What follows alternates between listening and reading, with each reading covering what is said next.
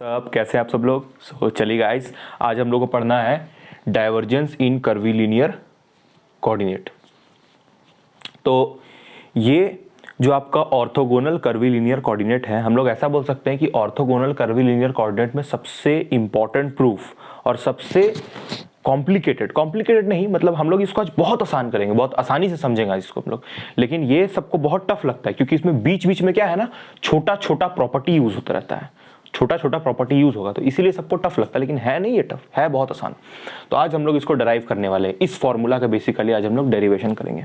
ये है डाइवर्जेंस इन curvilinear coordinate system. इससे पहले ग्रेडियंट का वीडियो अपलोड हो चुका है और ये लेक्चर नंबर 7 है। इससे पहले लेक्चर नंबर 6 ग्रेडियंट का, आप नीचे स्क्रॉल कीजिएगा तो आपको ग्रेडियंट वाला वीडियो मिल जाएगा, है ना। ग्रेडियंट हम लोग निकाल चुके हैं और ग्रेडियंट से पहले हम लोग फिर और ये सिलेंड्रिकल और स्फेरिकल और पोलर सिस्टम ये सब भी पढ़ चुके हैं, ठीक है।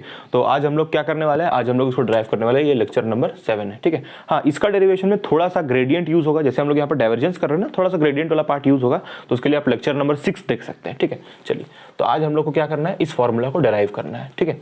चलिए, तो टॉपिक का नाम लिखिए, इसको डिराइव करेंगे हम लोग, ठीक है। तो टॉपिक का नाम लिखिए, divergence in curvilinear coordinate.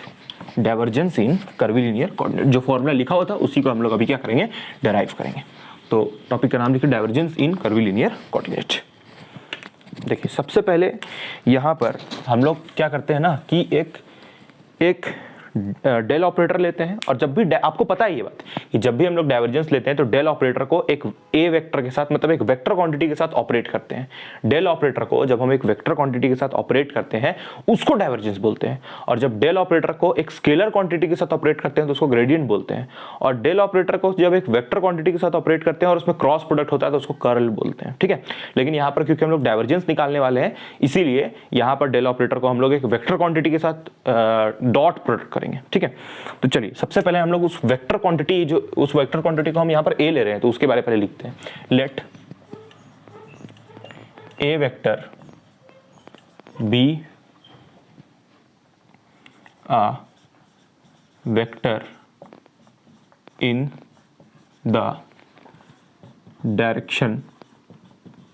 Direction of unit vectors e1 cap, e2 cap and e1 cap, e2 cap and e3 cap। e1 cap, e2 cap, e3 cap के डायरेक्शन में एक वेक्टर ले रहे हैं हम लोग a।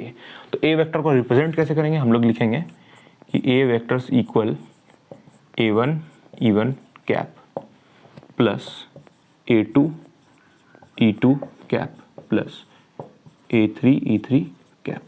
आप ये मान के चलिए कि यहां पर जो आपका ए वेक्टर लिखा हुआ है, यही मतलब आपको दिमाग में रखना है, बाकी डेरिवेशन आप खुद देखिएगा ऑटोमेटिकली होगा। लेकिन हाँ, यहां पर थोड़ा प्रॉपर्टी भी बीच में यूज होगा, ऑब्वियसली प्रॉपर्टी यहां पर बीच में यूज होगा। चलिए, तो हम लोग सबसे पहले इवन कैप के बारे में लिखते हैं। अब आपको बहुत पहले से ही ये बात आपको पता है कि यहाँ पर ये A1 तो A1 रहेगा। इवन कैप को हम लोग क्या लिख सकते हैं, इवन कैप को क्या हम लोग E2 क्रॉस E3 लिख सकते हैं। बिल्कुल, अगर आप E2 को E3 से क्रॉस करते हैं तो E1 आएगा। ये आपको पढ़ा हुआ क्लास 11th में भी, और अभी भी हम पढ़ा चुके हैं आपको। इसके ऊपर पूरा वीडियो ही है, ये जो E1 cap, E2 cap, E3 cap, इसके पूरा वीडियो ही बना हुआ है कि किसको क्रॉस करने से क्या आता है। जैसे यहाँ पर E2 और E3 को क्रॉस कीजिएगा तो E1 आएगा, ठीक। कैसे आएगा वो आपका वीडियो अवेलेबल है, लेक्चर नंबर शायद वो 3 या 4 होना चाहिए, ठीक है। तो यहाँ पर A2 हो गया। अच्छा, E2 कैप की जगह हम लोग क्या लिखेंगे, E2 कैप को हम लोग लिख सकते हैं E2 कैप को हम लोग लिख सकते हैं, देखिए अगर हम लोग E1 को E3 के साथ क्रॉस करते हैं तो माइनस E2 कैप आता है। तो यहाँ पर हम लोग E3 को E1 के साथ क्रॉस करेंगे तो E2 आएगा। अगर हम लोग यहाँ पर 1 3 लेते हैं तो माइनस E2 आता है, लेकिन माइनस तो हम लोग को चाहिए नहीं, हम लोग को तो चाहिए प्लस E2, इसीलिए हम लोग E3 को E1 के साथ किए। उसके बाद फिर यहाँ पर प्लस, अब वो कैसे हुआ यहाँ पर, ये ऐसा कैसे E2 आ रहा है तो उसके लिए वीडियो है। यहाँ पर प्लस और फिर ये A3, उसके बाद E3 कैसे आता है, E3 के लिए हम लोग E1 को E2 के साथ क्रॉस करते हैं, ठीक है। तो ये आपका कैसे आया आपको अंडरस्टूड है ना, कि कहाँ से क्या हुआ। ये तो कोई भी समझ जाएगा, ये तो आसान है। चलिए, अब हम लोग क्या करते हैं कि E2 का वैल्यू पुट करते हैं। तो ये वाला जो अभी हम आपके लिए लिखने वाले हैं, ये आपको पढ़ाया हुआ है पहले। Del U is equals to E1 cap by H1 del V is equals to E2 cap by H2 del omega is equals to E3 cap by H3। अब ये भाई कहाँ से आया? देखिए ये जो तीन फॉर्मूला यहाँ पर लिखा हुआ है, एक U का, V का और ओमेगा का, ये तीनों का फॉर्मूला आपको ग्रेडियंट में पढ़ना था। ग्रेडियंट में ये तीनों फॉर्मूला कैसे आता है करवाया हुआ भी है, ठीक है। चलिए तो इसी को हम लोग अभी यूज करने वाले हैं। तो इसको आप यूज कैसे कीजिएगा, यहाँ पर आपको E2 का वैल्यू पुट करना है। तो E2 अगर यहाँ से निकालिएगा तो क्या कीजिएगा, H2 को इस तरफ भेज दीजिएगा। E2 अगर निकालना है तो H2 को इस तरफ भेज दीजिए। तो E2 का फॉर्मूला क्या बनेगा, E2 कैप का फॉर्मूला क्या बनेगा, del V into H del V into H2, ये E2 का बन गया। अगर आपको फिर बनाना है फॉर्मूला यहाँ पर E1 का, तो E1 के लिए क्या कीजिएगा, E1 के लिए H1 को उधर भेज दीजिएगा। तो E1 का फॉर्मूला क्या बनेगा, E1 कैप का फॉर्मूला क्या बनेगा, E1 कैप का फॉर्मूला बनेगा डेल U इंटू H1। अच्छा, फिर इसमें H3 कैप, ये E3 कैप का फॉर्मूला क्या बनेगा, E3 कैप का फॉर्मूला बनेगा डेल ओमेगा इंटू H3। देखिए चेक कीजिए तीनों, ये आपका पहले भी अभी जस्ट लिखवाया हुआ था, ये तीनों के बारे में अभी जस्ट फॉर्मूला लिखा हुआ था, उसी को बस इंटरचेंज करके लिखा हुआ है। अब ये E1 का वैल्यू, E1 का वैल्यू, E2 का वैल्यू, E3 का वैल्यू इन सब में पुट कर दीजिए। चलिए पुट कीजिए। तो ए वेक्टर फिर क्या आएगा यहाँ से, ये सब पुट करने के बाद, ठीक है। तो यहाँ पर सब्सटीट्यूट कर दीजिए। तो यहाँ पर A1, E2 कैप का वैल्यू क्या आएगा, E2 कैप यहाँ लिखिए, E2 कैप ये है डेल U H1, और यहाँ पर क्रॉस, तो क्रॉस E3, E3 कितना है, E3 ये है, दिस इज E3, तो E3 है डेल ओमेगा H3 प्लस, तो प्लस A2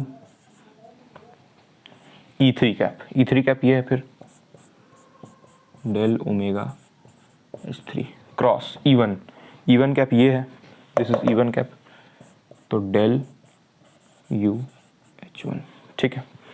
उसके बाद आप आइए इस पे, फिर यहाँ पर प्लस A3, तो A3 के लिए क्या है, E1 कैप ये है, तो डेल U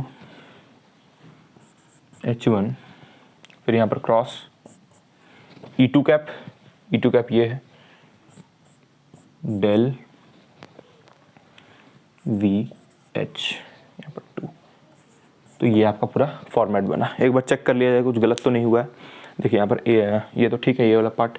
A2 पे आते हैं, A2 में यहाँ पर E3 ये लिखा हुआ है, अच्छा E1 ये लिखा हुआ है, ठीक है। उसके बाद A3 में ये वाला पार्ट E1 कैप, तो E1 कैप ये हो गया, और E2 कैप ये हो गया, सही है। चलिए अब हम लोग देखिए क्या करेंगे ना, इसके बाद थोड़ा सा आपको कॉम्प्लिकेटेड लग रहा होगा, लेकिन ऐसा है नहीं, ये है बहुत आसान। अभी हम आपको बताते हैं कैसे आसान है। पहले तो इसको हटा दिया जाए, ऊपर वाला पार्ट। यहाँ पर बेसिकली हम लोग किसका एक्सप्रेशन निकालना चाह रहे हैं, डाइवर्जेंस का। देखिए साइड में लिख देते हैं, है ना, डाइवर्जेंस का एक्सप्रेशन निकाल रहे हैं हम लोग। और डाइवर्जेंस का मतलब क्या होता है, डाइवर्जेंस का मतलब होता है डेल ऑपरेटर को जब हम लोग किसी वेक्टर क्वांटिटी के साथ डॉट करते हैं, इसको बोलते हैं डाइवर्जेंस, ठीक है। लास्ट में वही होना है। चलिए इसको आप सिंप्लीफाई करते हैं इसको। यहाँ पर ए वेक्टर हम ऊपर में लिख रहे हैं, तो ए वेक्टर देखिए यहाँ पर A1, देखिए यहाँ पर H1 H3 तो अजीब दिख रहा है। यहाँ पर देखिए जो क्रॉस प्रोडक्ट होता है आपका, वो दो वेक्टर क्वांटिटी के बीच होता है, लेकिन यहाँ पर तो क्रॉस प्रोडक्ट में स्केलर भी आ रहा है H1 H3, तो H1 H3 को हम लोग बाहर लिख लेते हैं। लिख लीजिए बाहर। तो a vector is equals to, A1 को यहीं रखिए, A1 ऐसे ही कैसे ही, उसके बाद फिर H1 H3 को बाहर लिखिए, H1 H3 बाहर आ गया, ठीक है। अच्छा एक मिनट, यहाँ पर कुछ मिस्टेक हुआ है क्या? देखिए यहाँ पर E2 लिखा हुआ है ना, यहाँ तो E2 लिखा हुआ है, तो यहाँ पर तो आपका V होना चाहिए ना, सॉरी, यहाँ आपका V होना चाहिए और यहाँ पर आपका 2 होना चाहिए, H2 होना चाहिए। हाँ अब सही है, ठीक है। चलिए तो ये भी चेंज हो जाएगा फिर आपका, फिर यहाँ पर H2 बाहर गया तो यहाँ H2 हो जाएगा। A1 2 3। चलिए फिर अंदर में ये दोनों बचेगा, क्योंकि यहाँ पर H2 H3 को हम लोग बाहर कर लिए, तो ये दोनों बचा, तो उसको लिख लिया जाए अंदर में del V cross del omega, ठीक। उसके बाद ये प्लस, तो प्लस अब A2 वाला भी टर्म बाहर निकालिए। A2 के साथ बाहर कौन कौन आएगा, H3 और H1। समझ में आ रहा है ना, A2 के साथ कौन कौन बाहर आएगा, H3 और H1। A2 के साथ H3 और H1 बाहर जाएगा, तो H3 और H1 बाहर आ गया, H3 और H1 बाहर आ गया। H3 और H1 जब बाहर आया तो यहाँ क्या बचेगा, del omega cross del U. आया समझ में। देखिए यहाँ पर डेल ओमेगा डेल यू, ये दोनों को अंदर ही रहने दिए और H3 H1 को बाहर कर लिए। रीज़न पता है आपको, इसका रीज़न क्या है, यहाँ पर H1 H3 ये दोनों स्केलर क्वांटिटी है, तो स्केलर क्वांटिटी H1 H3 को बाहर कर दे रहे हैं और जो दोनों वेक्टर है डेल ओमेगा और डेल यू ये दोनों को अंदर रहने दे रहे हैं, क्योंकि क्रॉस प्रोडक्ट तो दो वेक्टर क्वांटिटीज़ के बीच होता है, तो इन दोनों को अंदर रहने देना है और बाकी ये दोनों जो स्केलर है इसको बाहर कर देना है। क्लियर, तो वही यहाँ पर किया हुआ है। उसके बाद फिर कौन बचा, A3 वाला पार्ट बचा, तो A3 को भी लिखिए। तो यहाँ पर प्लस A3, यहाँ जगह नहीं इसलिए यहाँ पर लिखा जा रहा है A3। अब यहाँ पर H1 H2 ये दोनों को बाहर करते हैं, H1 H2 को बाहर कर दिए और अंदर क्या बचेगा, डेल U और डेल V। अंदर बचेगा del U cross del V। बस यही करना है आपको, है ना। इसके बाद फिर अब हम लोग इसको हटा दिया जाए। अब आपको समझ में आ रहा है धीरे धीरे। देखिए हम लोग शुरू कहाँ से किए थे, हम लोग A1 वेक्टर से शुरू किए थे। हम लोग बेसिकली फॉर्मेट A वेक्टर का भी लिख रहे हैं अभी तक। देखिए अभी तक हम लोग सिर्फ A वेक्टर ही निकाल रहे हैं और हम A वेक्टर को अभी तक डेल के साथ ऑपरेट नहीं किए। जब इस A वेक्टर को हम एक डेल ऑपरेटर के साथ ऑपरेट कर देंगे उसी को हम क्या बोलेंगे, डाइवर्जेंस। ठीक है, अच्छा तो अभी तक हम लोग अभी A वेक्टर ही निकाल रहे हैं बेसिकली, है ना। ठीक है, चलिए तो इसको और हटा दिया जाए ये सब। देखिए कहाँ से कहाँ हम लोग पहुँच गए, कहाँ हम लोग शुरू किए थे, A vector is equal to E1 cap A1 plus E2 cap A2। कहाँ A वेक्टर को हम लोग लिखे थे, A वेक्टर कहाँ से कहाँ पहुँच गया। तो ये आपको आना चाहिए। पहले ये ग्रेडियंट का हल्का हल्का यहाँ पर फॉर्मूला सब यूज़ हुआ और कुछ नहीं किया गया यहाँ पर, बहुत आसान है। अभी प्रॉपर्टी सब तो अभी यूज़ ही नहीं हुआ है, तो ये आपका A वेक्टर हो गया। अब इस A वेक्टर को हम लोग ये जो हम लोग का A वेक्टर आया है, इस A वेक्टर को हम लोग डॉट करेंगे। अब इसको हम लोग डेल ऑपरेटर के साथ ऑपरेट करेंगे, तब उसको डाइवर्जेंस बोलेंगे। मतलब ये जो आपका A वेक्टर आया है इसको हम लोग डेल के साथ ऑपरेट करेंगे, मतलब डेल डॉट A, ये करने वाला है। तो क्या होगा फिर यहाँ पर देखिए, जहाँ सब जगह डेल लगा दीजिए, इसमें भी डेल लगाइए, इसमें भी डेल